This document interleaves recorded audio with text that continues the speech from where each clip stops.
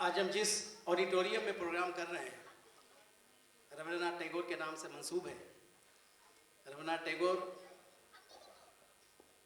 तारुफ के मोहताज नहीं, बंगाल की धरती पे पैदा हुए एक ऐसी शख्सियत का नाम है जो अपने आप में एक इनकलाब है, एक कल्चर है, एक तहजीब है।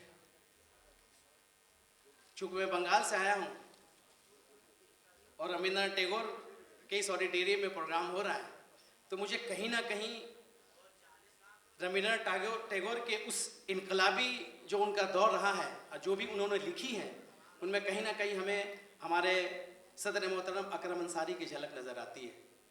मैं ये साबित कर दूंगा कि रविंद्रनाथ टैगोर का एक लाइन है, बहुत इनकलाबी लाइन है। पिछले सम्मेलन में जब मैं आया था तो अकरम अंसारी साहब ने कहा था कि कुछ बंगला में भी होना चाहिए था, तो मैं 6 साल के बाद उनकी ख्वाहिश पूरी कर रहा हूँ कि रविंद्रनाथ ठाकुर का एक शेर है कि यदि तोर डाक सुने केउ ना आसे तबे एकला चलो रे, एकला चलो एकला चलो एकला चलो रे, तुम्हें एकला चलो रे। तो एक आवाज़ अगर आपने उठाई है और अगर आपका साथ देने वाला कोई नहीं है तो आपको पीछे मुड़कर नहीं देखना है, आगे चलते जाना है। 1, 2, 3, 4 सैकड़ों लाखों करोड़ों की तादाद में लोग आपके साथ शामिल हो जाएंगे आपकी आवाज़ में आवाज़ मिलाने के लिए। मुझे कहीं ना कहीं अकरम अंसारी को मैंने जो 2015 में देखा था और आज वो जिस मकाम पर हैं, मुझे लगता है कि रविंद्रनाथ टैगोर की वो आवाज़ से आवाज़ उन्होंने मिलाई है और आज इस कामयाबी के मकाम पर वो अभी तक पहुँच पाए हैं और इंशाअल्लाह ताला आगे भी कामयाबी उनकी कदम चूमते रहेगी। आज बुनकरों का मामला तो दबे कुचले दलितों का मामला हो, पसमानदा बिरादरी का मामला हो, चाहे वो स्टेट लेवल हो या नेशनल लेवल हो, हर जगह अकरम अंसारी साहब नजर आते हैं। बिलखसूस मैंने यूपी में देखा है, चैनलों में, टीवी चैनलों में, न्यूज़ में, अकरम भाई हमेशा बुनकरों और दस्तकारों के लिए लड़ते रहे हैं, दलितों के लिए लड़ते रहे हैं। और मुझे फख्र महसूस होता है कि एक ऐसे संगठन से मैं जुड़ा हूं जो संगठन हमेशा पसमानदा मुसलमानों के लिए, दलितों के लिए, दस्तकारों के लिए खड़ा रहता है। और शायद यही चीज जो है बंगाल से हमें लखनऊ की सरजमीन तक खींच कर लेकर आई है। हमारे बीच संगठन को मजबूत करने के लिए सदर साहब का हुक्म था कि चूंकि मैं सदर साहब ने मुझे नेशनल वाइस प्रेसिडेंट भी बनाया है तो मेरी जिम्मेदारियां और भी बढ़ गई और मैंने संगठन को मजबूत करने का काम शुरू किया। इसी सिलसिले की एक कड़ी बहुत रिसेंटली हमारे साथ ज्वाइन किए हैं हमारे बड़े भाई, बहुत ही मुतहर्रिक, फ़आल, समाजी और सियासी कारकुन मोहम्मद खालिद साहब का, जो West Bengal Trinamool Congress minority cell के वाइस प्रेसिडेंट भी हैं और अभी ऑल इंडिया मोमिन अंसार सभा के नेशनल सेक्रेटरी भी हैं। जब से उन्होंने हमारे साथ कदम में कदम मिलाया है, बिहार से भी हम लोगों ने बहुत लोगों को जोड़ना शुरू किया है। झारखंड में खालिद भाई के मातहत में, बिहार में रिजाउर रहमान अंसारी साहब के मातहत में हम लोगों ने अपने ऑर्गेनाइजेशन को एक्सपैंड करना शुरू कर दिया और इंशाअल्लाह ताला खालिद भाई के, चूंकि उनका ताल्लुक बिहार और झारखंड से बहुत ही करीब रहा है, इस सिलसिले की एक कड़ी है इम्तियाज अंसारी साहब जो भभुआ डिस्ट्रिक्ट के रहने वाले हैं, उनको बिहार स्टेट का वाइस प्रेसिडेंट बनाया गया है। इश्तियाक अंसारी साहब को भभुआ डिस्ट्रिक्ट का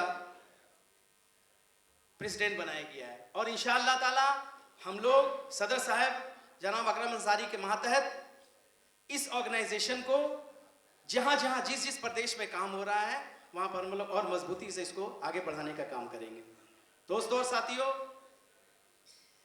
चूंकि अभी कानून मंत्री हमारे साथ थे और मैं बोलना नहीं चाह रहा था, लेकिन मुझे बहुत तकलीफ हुई है कि हमारे एक भाई ने एक ऐसी, मतलब अच्छा नहीं लगा कि वो पूरा माहौल को, मुझे लगता है कि अगर बुरा लगा हो तो मैं माजरत खाऊं, वो ज़रा सा मुझे ठीक नहीं लगा। मुझे लगता हो कि हम लोग तृणमूल कांग्रेस फैमिली से बिलोंग करते हैं और बंगाल के लोग पूरे हिंदुस्तान में जो है सबसे ज़्यादा अगर किसी मजबूती के साथ अगर बीजेपी के खिलाफ खड़े हुए तो बंगाल के लोग खड़े थे। लेकिन जहां पर बात हमारी जात की, बात बुनकरों की, बात दस्तकारों की, बात हमारे समाज की आएगी, वहां पर हम ये नहीं देखेंगे कि कौन तृणमूल है, कौन बीजेपी है और कौन समाज है, कौन किस पार्टी से ताल्लुक रखता है। देखना है कि हमारा काम कौन पार्टी कर रहा है, हमारे फायदे की बात कौन कर रहा है।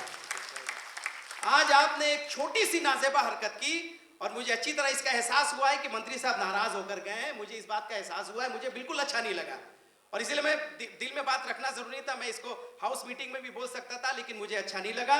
मुझे लगता था कि मंत्री साहब उसके बाद अगर 5 मिनट बीते तो उन्होंने खाना पूरी की और फौरन इस मीटिंग से चल जाए। अकरम साहब ने उनसे गुजारिश की तो उन्होंने, जबकि मामला ये था कि जितने हमारे अवार्डीज थे सबको उनके जरिए अवार्ड दिलाने की बात थी।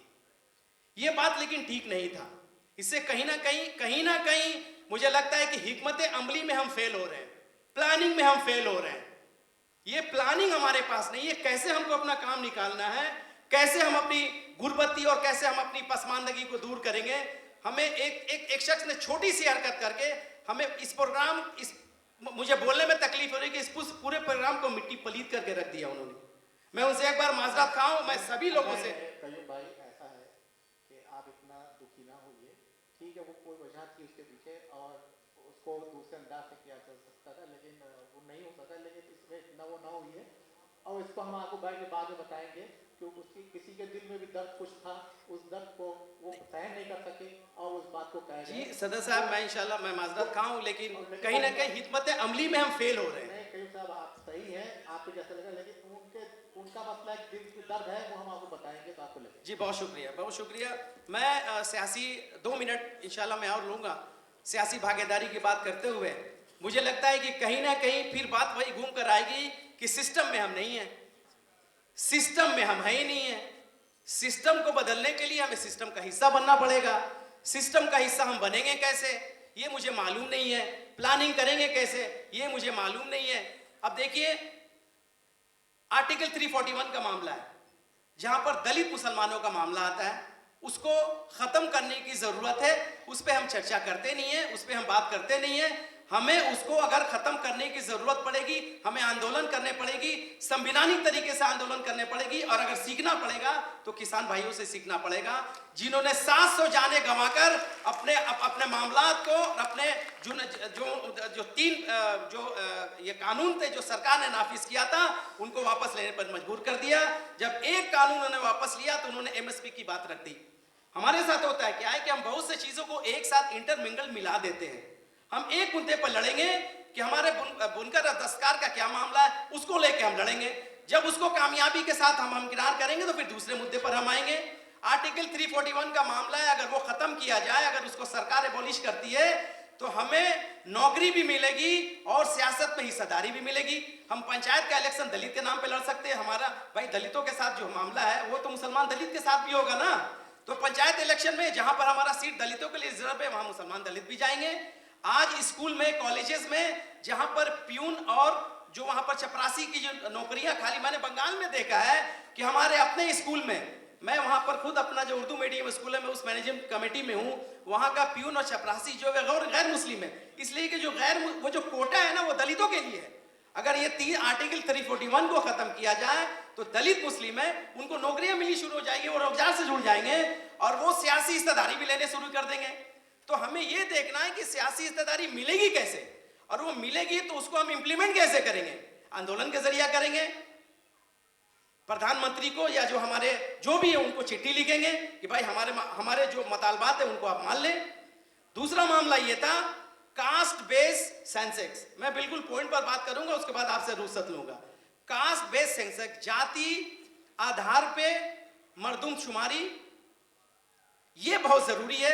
हमें पता तो चले कि ओबीसी कितने हैं, हमें पता तो चले कि दलित कितने हैं। हमें तो पता ही नहीं है कि ओबीसी की तादाद कितनी है। जिस दिन पता चल जाएगा कि ओबीसी कितने हैं, जब हमको पता चलेगा कि हमारी जो है तादाद जितनी है उस हिसाब से हमारी हिस्सेदारी नहीं है, तब तो हम लड़ाई करेंगे। हमें तो पता नहीं है, हमें इस पर भी बात करनी है। मैं अकरम साहब से गुजारिश करूंगा कि यहाँ पर कानून मंत्री थे, यहाँ पर हुकूमत वक्त के भी लोग थे, उन तक हम आर्टिकल 341 के अबॉलिश करने की बात करें, कास्ट बेस्ड सेंसेक्स की बात करें, ताकि अभी मर्दमशुमारी आने वाली है उस पर हम बात करें।